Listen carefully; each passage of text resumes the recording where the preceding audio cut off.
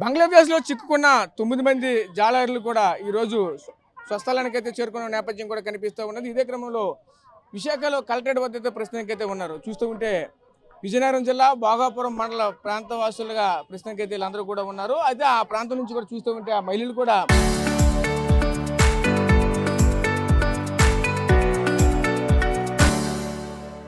కొడుకులు, మా కుమారులు, అలాగే మా భర్తలు అంతా కూడా క్షేమంగా చేరుకున్నారని ఒక పక్క ఆనందం ఉత్సాహాలు ఒకవైతే కనిపిస్తూ ఉన్నారు. ఒక పక్క బాధలో కూడా ఉంటున్న నేపథ్యం కూడా కనిపిస్తుంది. ఎందుకంటే సుమారుగా 4 నెలల పాటు కనీసం మా కుటుంబ సభ్యులు మేము చూసుకోలేకపోయామంటూ కూడా మరొక తీవ్ర ఆవేదనతో ఉన్నటువంటి నేపథ్యం కూడా కనిపిస్తుంది. ఆ మొఖాల్లో కూడా ఆ యొక్క ఆవేదన కూడా కనిపిస్తున్న నేపథ్యం కూడా కనిపిస్తూ ఉన్నది. ప్రస్తుతానికైతే చూస్తూ ఉంటే అమ్మ తల్లి చెప్పమ్మ తల్లి, ఈ రోజు మీ కొడుకు ఆ రోజు వచ్చారు, అక్కడి నుంచి వెళ్ళిపోయారు, ఎలా అనిపిస్తుంది ఏంటమ్మా? ఏటి వెళ్ళిపో అక్కడే ఇబ్బందులు పడ్డారు. ఇప్పుడు వచ్చేసరి అంతే తిన్నాక కూడా అన్నాలు లేవు, డబ్బులు లేవు, హాస్పిటల్కి వెళ్ళాక డబ్బులు లేవు. ఇప్పుడు మనుషులు జాగాలు ఉన్నారు కానీ మంచిరాల్లోని పేనాలు లేవు, ఆళ్ళు లేవు. ఇప్పుడు మందులు వేసుకోవాలి, ఇండిసిలు వేసుకోవాలా. వాళ్ళు ఇప్పుడు ఎటకెళ్తలేదు, మాకు నమ్మకం లేదు. మా తల్లి పిల్లలతో ఏం తింటాము? గవర్నమెంట్ ఏదైనా సాయం చేస్తే మేము బతకగలుగుతాము, లేకపోతే లేదు. మా రోడ్డు మీద పడిపోయినట్టే అయిపోయింది. వాళ్ళు ఉంచేప్పుడు అలాగే అయింది, ఇప్పుడు వాళ్ళు వచ్చేసి అలాగే అయింది. ఇప్పుడు వాళ్ళు వచ్చారంటే వాళ్ళ పేనాలు లేవు, ఎలవెల ఆడేస్తున్నారు. కాళ్ళు చేయలేను. వాళ్ళకి మందులు ఉండాలి, మోకలు ఉండాలి, తిండి ఉండాలి, నాడిమైన తిండి ఉండాలి. అక్కడ చూస్తే నాడిమైన ఫుడ్ లేదంట. మరి ఎక్కడైనా నాడిమైన ఫుడ్ పెట్టాలి కదా వాళ్ళకి. మరి ఆ గవర్నమెంట్ ఏం సాయం చేస్తాడు? ఆ గవర్నమెంట్కే ధన్యవాదాలు. మీరు ఇప్పుడు మాట్లాడారా, ఎలా ఉన్నారు? వాళ్ళ ఆరోగ్యం గురించి మాట్లాడారు, ఎలా ఉన్నారు? బాగలేవు వాళ్ళకి ఆరోగ్యాలు బాగలేవు. వాళ్ళకి మందులు విండిచిల్లు వెయ్యాలా, డాక్టర్ కాడికి తీసుకెళ్ళాలా. మరి చేతిలో సొమ్ము ఉండాలి కదా.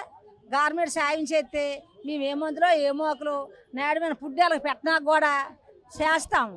ఇప్పుడు మాకు కూడా ఆలు లేదు, బాగలేము. ఏం చెయ్యాలా? ఆ గవర్నమెంట్కే దయ ధర్మం. కుమారుడు వచ్చాడు, వీళ్ళు ఎలా అనిపిస్తుంది? ఆ రోజు చూస్తూ ఉంటే మీ ఆవేదన చాలా వర్ణాతీతంగా ఉండేది. ఆ రోజు మీరు మాతో ఆల్రెడీ అక్కడ మాట్లాడారు, కలెక్టర్ ఆఫీస్లో మాట్లాడారు, అలాగే మీ ఇంటి దగ్గర కూడా ఆ యొక్క ఇబ్బందులు కూడా మేము చూపించాం. ఆ రోజు చూస్తూ ఉంటే మీలో తీవ్ర ఆవేదన అయితే ఉండేది. ఈరోజు మీ కుమారుడు మీ వద్దకు వచ్చాడు, ఎలా అనిపిస్తుంది? మాకైతే చాలా హ్యాపీగా ఉందండి. ఇప్పటికి ఇన్ని రోజులల్లా మాకు అందరూ ఆదుకున్నారు, అందరూ చేశారు. ప్రభుత్వం కూడా మాకు బాగా సహాయించాడు. కళ్యాణ్ కూడా మొన్న కలెక్టర్ ఆఫీస్ వచ్చాడు, కళ్యాణ్ బాబు కలెక్టర్ ఆఫీస్ వస్తే మరి మా బిడ్డలు ఎప్పుడంటే వస్తున్నారంటే వచ్చేస్తున్నారమ్మా, ఉడిపించేసామని కళ్యాణ్ బాబు కూడా చెప్పాడు. చంద్రబాబు నాయుడు, మౌలి గారు, మొత్తం భర్త గారు, మేడమ్మ, నౌకల మేడమ్మ, మొత్తం వీళ్ళందరూ సాయంతో మమ్మల్ని మా మనుషులు ఉడిపించుకొచ్చారు. ఈ రోజుకి ఇప్పుడు మేము ఇలా ఉన్నామంటే ప్రభుత్వం ఏంటంటే ఎన్ని నచ్చలు వచ్చాయని ప్రభుత్వం అంటున్నారు. కానీ మాకైతే 30,000 రూపాయలకి ఎక్స్ట్రా మాకేం అందలేదు. 5 నచ్చలు వచ్చా మనిషిగా అంటున్నారు. మాకైతే రూపాయి అయితే రాలేదు. సాయం మాత్రం అందరూ చేశారు. మేడమ్మ, అందరూ, మౌలి గారు, మొత్తం అందరూ మాకు సాయం చేశారు. భర్త గారు, ఊని ఆఫీస్ ప్రెసిడెంట్ గారు, అతను కూడా మొత్తం అందరూ మాకు సాయం చేశారు. ఇప్పుడు మా అబ్బాయి వచ్చాడంటే చాలా హ్యాపీగా మేము ఫీల్ అవుతున్నాము. ఈరోజు మా అబ్బాయి పుట్టినరోజు, ఇవాళ పుట్టినరోజుతో ఇడియాలు చేశారు గవర్నమెంట్, చంద్రబాబు నాయుడు, మౌలి గారు, కళ్యాణ్ గారు. అతను దండం చాలా దండం పెట్టినట్టుగా మా అబ్బాయి పుట్టినరోజున ఇడియాలు చేశారు. మాకు చాలా ఆనందంగా ఉంది. అతనికి శుభాకాంక్షలు, నమస్కారం. సో చూసాం కదా, ఇక్కడ అంతా చూస్తూ ఉంటే ఇక్కడ అందరినీ కూడా తీసుకుని వచ్చి ఒకే ప్రాంతానికి చేరుస్తున్న పరిస్థితి కనిపిస్తూ ఉన్నాయి. సో వీళ్ళందరినీ కూడా మొదటి నుంచి కూడా అంటే సుమారుగా ఆ రోజు జైలుకి వెళ్ళినప్పటి నుంచి కూడా నేటి వరకు కూడా పూర్తిగా వాళ్ళతో పాటు వాళ్ళ వెళ్ళమంటూ ఉండి ఆ గ్రామానికి సంబంధించినటువంటి సర్పంచ్ కూడా వెనకే ఉన్నారు. ఆయనతో కూడా మాట్లాడే ప్రయత్నం చేద్దాం. చెప్పండి, మీకు ఈ రోజు ఇదంతా జరుగుతూ ఉంది, ప్రభుత్వం కూడా ఒక పక్క వీళ్ళందరినీ కూడా ఆ విధంగా తీసుకుంటానికి ఎంతో ప్రోత్సహించిన పరిస్థితి ఎలా అనిపిస్తుంది? ఏంటి ఇదంతా? ఈరోజు ప్రభుత్వం మా వాళ్ళని ఎంత వేగంగా తీసుకొస్తుందని మేమైతే ఇప్పుడు కూడా ఊహించలేదు, మేము కల్లో కూడా ఊహించలేదు. ఎందుకంటే అక్కడ బంగ్లాదేశ్లో పరిస్థితులు బాగలేనప్పటికీ మా మీద చర్య తీసుకొని మా కోసం, మా బాగోగులు చూసుకోవడం కోసం మా వాళ్ళందరినీ ఈరోజు విశాఖపట్నం తీసుకొచ్చి మాకు అప్పచెప్పినందుకు ప్రభుత్వానికి మేము ఎప్పుడో రుణపడి ఉంటాం. ఇందులో భాగంగా మా వాళ్ళు మత్స్యకారులకి వీళ్ళు బంగ్లాదేశ్లో వాళ్ళు జైల్లో చాలా ఇబ్బందులు పడ్డారు. అక్కడ తిండి సరిగా ఉండేది కాదు, నిద్ర సరిగా ఉండేది కాదు. ఒక్కొక్కరు హాస్పిటల్ పేషెంట్లుగా తయారయ్యి ఉండే పరిస్థితులు వచ్చాయి.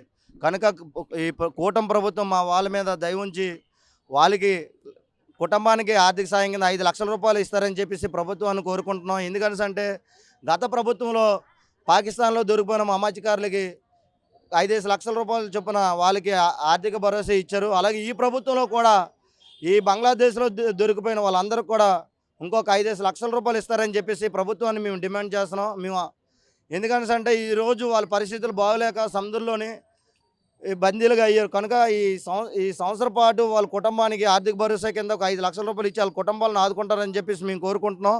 అలాగే ఈరోజు బందీలుగా ఉన్న మా మత్స్యకారులు చూడడానికి మా గ్రామస్తులు కూడా వచ్చారు. సుమారు ఒక 50 మంది మా వాళ్ళని చూడడానికి వాళ్ళకి మీ వెనకాతల మేము ఉన్నాము ఒక భరోసా కోసం అని చెప్పేసి వాళ్ళకు ఒక ధైర్యం చెప్పడానికి మా వాళ్ళందరూ వచ్చి వాళ్ళకి ధైర్యం చెప్పి అన్ని విధాలుగా నిలబడి వాళ్ళకి మంచి భరోసా ఇవ్వడానికి అయితే మేము అందరం ఈరోజు ఇక్కడికి విశాఖపట్నం కలెక్టర్ ఆఫీస్కి వచ్చి ఒక వినతి పత్రం గవర్నమెంట్కి ఇచ్చి ఒక 5 లక్షల రూపాయలు డిమాండ్ చేయడానికి అయితే రావడం జరిగింది.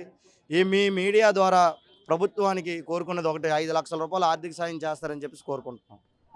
సో చూసాం కదా, కొండరాజుపాలెం నుంచి భారీ ఎత్తున కూడా ఆ గ్రామస్తులు కూడా వచ్చిన నేపథ్యం కూడా కనిపిస్తూ ఉన్నది. వీళ్ళందరూ చూస్తే వాళ్ళకి సానుభూతి పరులు, అంటే ఆ స్వగ్రామానికి సంబంధించిన వాళ్ళు, అంటే ఇంటి పక్కన ఉన్నటువంటి వ్యక్తులంతా కూడా వచ్చారంటూ కూడా చెప్తున్నారు. ప్రభుత్వం నుంచి కూడా 5 లక్షల రూపాయలు కూడా మరొక వైపు డిమాండ్ చేస్తున్న నేపథ్యం కూడా కనిపిస్తుంది. ఎందుకంటే గతంలో పాకిస్తాన్లో చిక్కుపోయినటువంటి ఎవరైతే అప్పుడు మత్స్యకారులు ఉన్నారో వాళ్ళని కూడా ఒక వైపు చెప్పుకోసిన నేపథ్యం కూడా కనిపిస్తూ ఉన్నది. ఇదే విధంగా ఒక మహిళ కూడా ఉన్నారు. ఆ భర్త వెళ్ళిపోయిన తర్వాత చాలా క్షోభకు గురయ్యారు. ఆ రోజు కూడా ఆర్టీఓతో స్పెషల్ ఇంటర్వ్యూలు కూడా మాట్లాడిన పరిస్థితి కనిపించింది. అమ్మ చెప్పండి, ఈరోజు మీ భర్త మీతో పాటు వచ్చారు, ఎలా అనిపిస్తుంది? ఏంటి మీకు ఆ భర్త కూడా చాలా ఆవేదనతో మాట్లాడారు. మీకు ఇప్పుడు ఎలా అనిపిస్తుంది? మీ పక్కనే ఉన్నారు ఆయన. సంతోషంగా అనిపిస్తుంది. మాకు వచ్చినందుకు పౌరత్వం తెచ్చినట్టు మాకు చాలా ఆనందంగా ఉందో.